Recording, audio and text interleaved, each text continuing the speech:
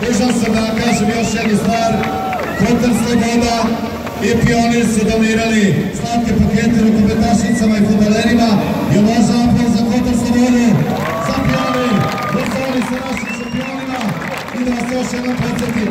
Grad Šabac je do sada ulagao u sport, ulagat će i buduće da bismo imali što više ovakvih večeri i što više slavlja.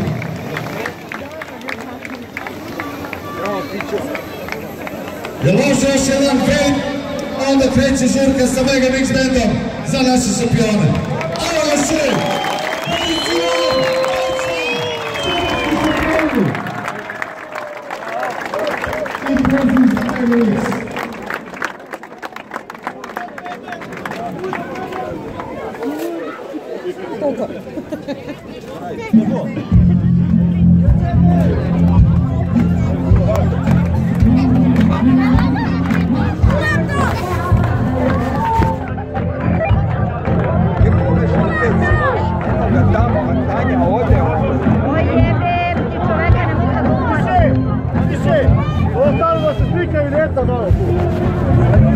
Hvala, nije li pelo.